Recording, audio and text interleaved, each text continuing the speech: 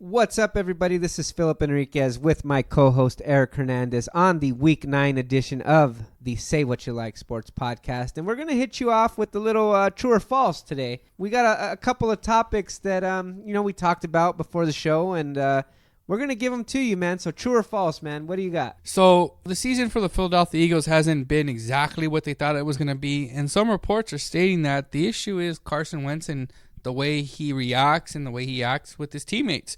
So let's get it started. True or false? The Eagles players preferred Foles to Carson Wentz. True. Really? True. This is not going to be an indictment on Carson Wentz as a player on the field, but just as a teammate in the locker room. You can see that this Eagles team in the prior years rallied behind Nick Foles. Those playoff runs were with Nick Foles under center. Yes. Carson Wentz, he's got the talent. Carson Wentz is definitely probably the better quarterback on the field. But I don't think everybody in that Eagles locker room feels that way. And you can see it a little bit on the field.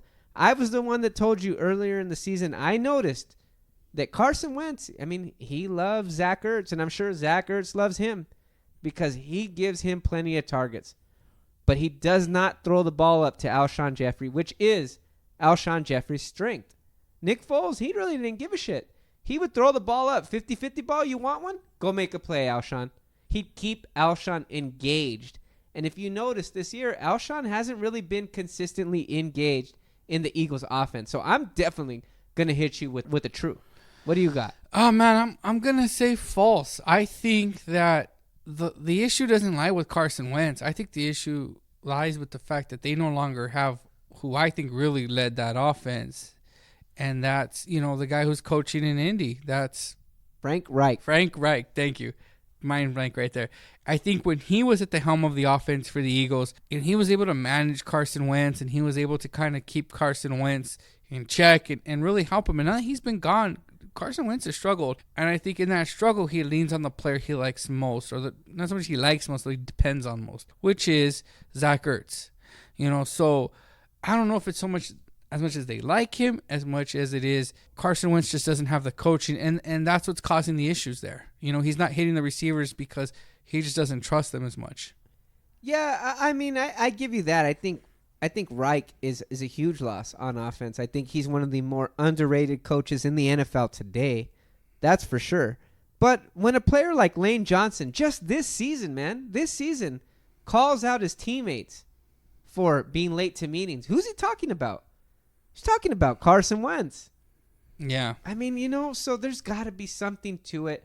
Now, I don't necessarily disagree with you on your statement that the Eagles offense misses Frank Reich more than they miss Nick Foles, but that doesn't necessarily make what I'm saying false, because I think that Eagles locker room misses Nick Foles more than it prefers Carson Wentz.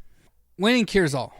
Yeah. So the minute they're not doing it. No, the minute Carson Wentz is able to kind of get things correct, and this is my only thing that I would say to that is that the minute they start winning, if Carson Wentz gets the right coaching and he's able to kind of find the open receiver, there's check downs. That's the issue. I don't think it's so much Carson Wentz as it's like Carson Wentz, he still hasn't learned and hasn't developed that kind of short game, that check down. That's what makes great quarterbacks great, is that I know before the snap, I'm going to hit this check down. And guess what? Because it's the first read, because I already know my number one read's already gone, this guy's going to go for 10 yards, 15 yards. As opposed to I'm holding it. Even in the Cowboy game where he held it, got a strip sack on their second offensive drive. Yeah, right. I think that that more led to 2 quick touchdowns. The more he gets comfortable, the more he learns to deal with it. I think that issue will resolve itself. Fair enough. So what's the second true or false on the docket today? So unfortunately, unless a miracle happens, I think that the Chicago Bears' chance to repeat as division winners is all but done. And that came at a loss to the LA Chargers on a last-second missed field goal. So, true or false? Mitchell Trubisky just cost them a chance to win the NFC North. True. There's nobody to fault but who's under center for that Bears offense, because you can't blame that Bears defense. But when your offense can't put up double-digit points in a game consistently, that's bad. That's all bad. When I saw that Chargers and Chicago Bears game this weekend, it was just a game of like two teams that just didn't want it. Two teams that didn't deserve it. No. And look, no team made the game-winning field goal. Yeah, that team they was made going to the end. game-missing field goal. Yeah, that's how that was going to end, by a That's game missing field how goal. it ended, man. Yeah. The Chargers didn't win that game. No. So I'm going to say false, and I'm going to put the blame squarely on head coach Matt Nagy. Wow. Yes. I think that, well, Trubisky isn't a great quarterback. I think that, you need to take a quarterback like him because I think he can do some things. I mean, you saw him. He can scramble to play to set up the field goal. He's athletic. And you don't put him in position. I mean, Nagy's getting criticized. He ran the ball 7 times, I think, 2 weeks ago. Right. In their loss. And so now you look at he tries to run the ball. But I'm just going to read to you really quickly. This is right before the half, right? Right before the end of the first half. This is 1st and goal at the 4-yard line. Okay, with 46 seconds. You have almost a minute at the 4-yard line. You expect to punch it in, right? David Montgomery run, no gain. Trubisky pass for a yard. Incomplete pass, they get another 4 because of a defensive play. They get another 4. Trubisky incomplete, 1 yard gain for nothing. Trubisky spikes the ball. Okay, and the thing is, that was with 25 seconds left. So with 25 seconds, you didn't trust your quarterback to make a play.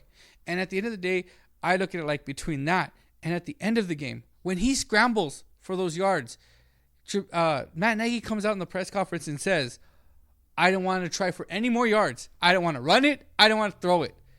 You have kicking problems. So that means you trusted your shaky kicker more than your franchise quarterback. To me, that says that your coach is afraid, and that means you ain't going to win. Yeah, but what is he afraid of, man? He's afraid of his quarterback. You said it yourself. He trusts the shaky kicker over the shaky quarterback. They're both shaky, man. There's no denying it. Trubisky doesn't have any excuse not to produce when you got a defense backing you up like that. And they got a couple of nice weapons on offense there. It's all on Trubisky at this point. That's the way I'm looking at it. I think, look, you can blame the coach, but let's say he puts the ball in Trubisky's hands at the end of the game. That's like putting the ball in Kershaw's hands in the playoffs, dude. Well, you know better. Yeah, that's you know crazy. Better. Don't That's do that crazy. to that man. That's crazy. That's what Nagy did. I'm not going to do that to this guy. I'm not going to fucking crush him tonight. But you can't maximize him. Like we talked about him being athletic. You can't run a read option. You can't run an RPO. You don't instill certain things in your offense. You don't look at your quarterback and say, this is all I have right now. This is the best I got, because they're not going to move on from him. They had a chance at the trade line to go get an Andy Dalton. They had a chance to go. They're not. They're going to ride with Trubisky the rest of the way out. And to me, you can't put him in positions, because as bad as he is, and yes, he is not great, but you can't put him in a position in that game to get you 10 more yards. Scramble. Hey, you know what? We're going to run a freaking quarterback draw up the middle. And his excuses for that is mind-boggling.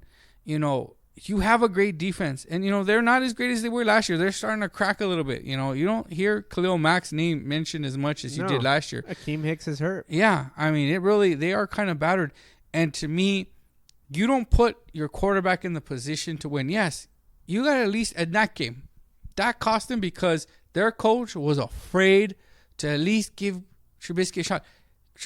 How hard is it to call a timeout and say, look, if you don't find anything, we're just going to run something up the middle. That's it. Just scramble, get a couple yards, slide. That's it. 5 yards would have made a difference in that kick. You couldn't trust your quarterback to get 5 yards? I'm sorry. To me, that's a failure of preparation. That's a failure of play calling. And that's a failure of you being able to trust your quarterback enough to get 5 yards. That says a lot about you as a play caller, offensive genius. What is a good mechanic going to do without any tools? That's what I'll say. He's got to make some tools, man. You got to make tools. Yes. You just work on cars. Yes. No, you got to do with what you can. You got to do with what you can. And as bad, Trubisky's still a tool. You know what I mean? Yeah, he is a tool. You got one thing right on this podcast. He's a tool, man. Yeah, he's not that bad. He's not, that crazy. But at the end of the day, you can still use him. He still benefits you. If you've got guys like, Gardner Minshew, right? They figured out how to get stuff out of him, right? You're going to tell me you can't get anything out of Trubisky, who can at least is mobile? And we're not talking as a whole, but in this game, at that position where you just need 5 more yards to just help your kicker out. To me, and his press conference told me, I don't want to get any more yards rushing. I don't want to get any more passing. Here's what kills me, right? This isn't a red and blue rivalry, but the thing that everybody knows about the 49ers is they're going to run the ball, and yet they're still able to do it at such a high level. It's not like their talent level. It's not like they have Barry Sanders or Emmitt Smith or this crazy running back in the backfield, right? And yet they don't have this great Dallas offensive line or this great, Well, not right now with the injuries. No, exactly. But they're still able to run the ball. Right. Okay, you couldn't run the ball. You couldn't do anything to say, and his excuse was, well, when we run, they know we're going to run, so we're not going to get yards.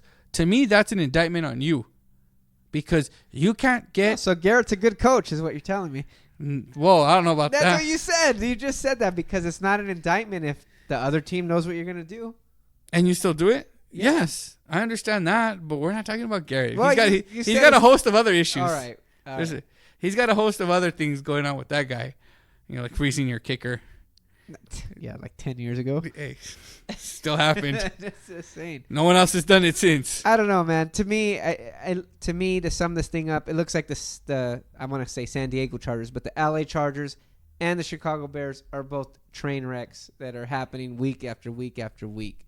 So let's just move on to our picks. Week 9 picks. We got them. Starting with the Thursday night game, talking about some red and blue. Let's start with some red. The San Francisco 49ers go to Arizona to take on the Cardinals. This game scares me a little bit because it's a Thursday night game at Arizona, but at the end of the day, it's Halloween. I expect a treat more than a trick. So I got the Niners winning by 10 points.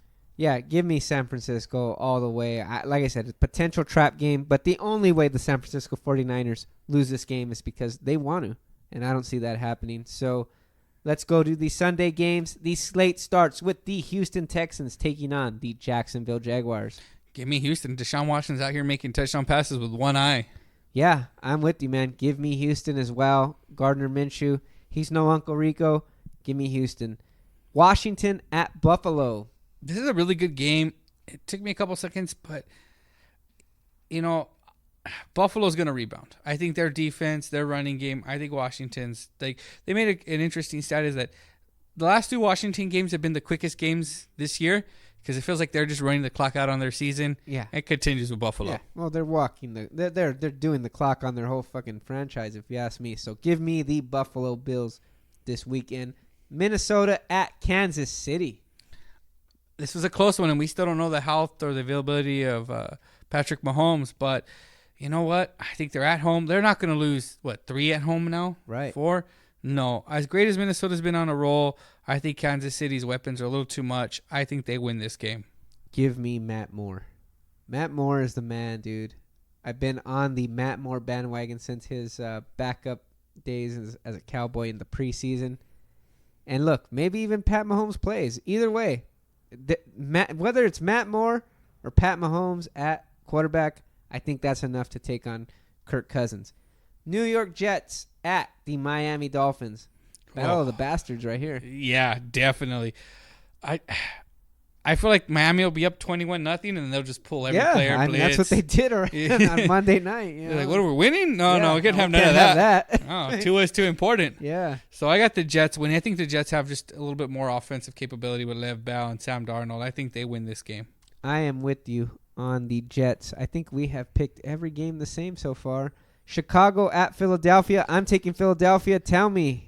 We're not agreeing on this one. Unfortunately, yeah. Man. Chicago's broken. Yeah, they're broke. Yeah, so I got Philly winning. I think they ride the ship a little bit. I don't know if Deshaun Jackson's going to be back, but I hear his injury is bad. Yeah? Way worse than reported.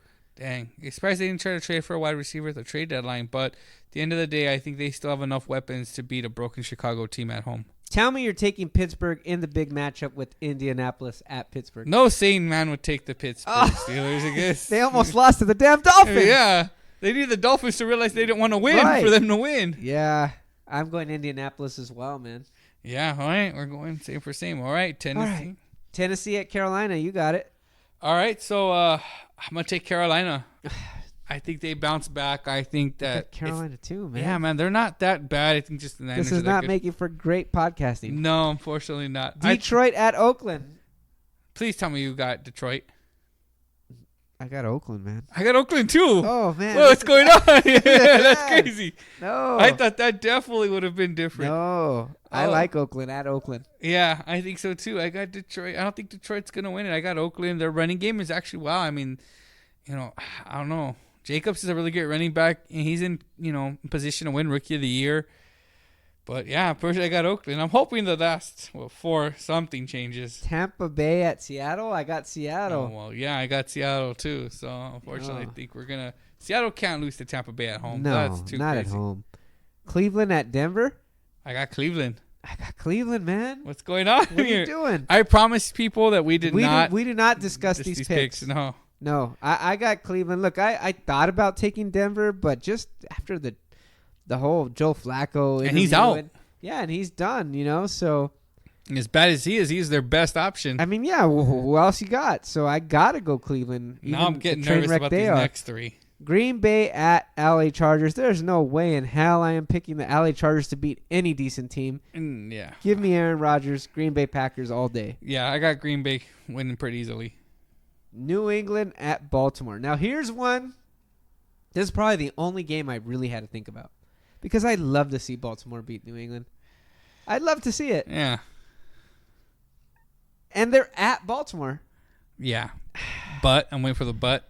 I can't pull the trigger on it, man. No one can. I can. That's the New England Patriots. I'm going New England Patriots. So am I. And I think that kind of tells us we're probably going to pick the same teams across the board. So we got the Monday Night Football game, Dallas at New York Giants. There's no way in hell I'm picking the New York Giants, man. And I don't feel like losing any more games to you, so I'm definitely not picking the New York Giants. Apparently, this is the first time in 9 weeks we have literally... You're picking the New York Giants? No. Oh There's no way I'm doing that. Too many beers. Yes. No, that's too crazy. I am going to go ahead and take, the Dallas Cowboys to kind of ride their streak. And I'll give you 2 games to 1 if you take. Nah, that's crazy.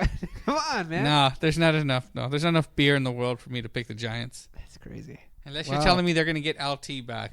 We went all the way across the board. That's a first. That is a first. So I think you're still leading, but unfortunately I don't think I'll be able to gain any ground on you this one.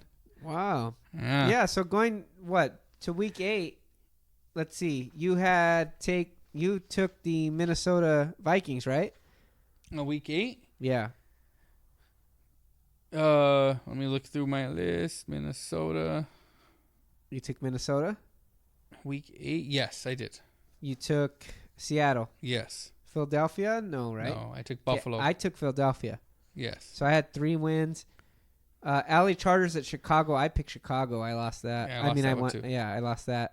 New York Giants at Detroit. I got Detroit. So did I. Tampa Bay at Tennessee. I picked Tampa Bay. Did you? Yes. I picked Tennessee. So we're even there. Cincinnati at LA Rams. I picked the Rams. Me too. Did you get New Orleans? Yes. Did you get Jacksonville? Yes. Took Indy? Yes. I took Carolina, That's so where you I'm messed minus up right 1. I was trying to be funny. Oakland at Houston. I took Houston. I took Houston too. I took New England. I took New England. I took Kansas City. I took Green Bay. Ooh, so now I'm down 2. And then I took Pittsburgh. Yes. So I was down 2. I was up 2 or 1? Yeah, I think we're about even at this point. I think it may be a game difference, but we're even. It's deadlocked. So now we're even. Yeah, so it's going to be. What? No, I mean, no. All right. Well, we got our picks in for week 9. We're about even, and we'll looking to be even going into week 10. So we will hit you up next time here on the Say What You Like Sports Podcast. Peace.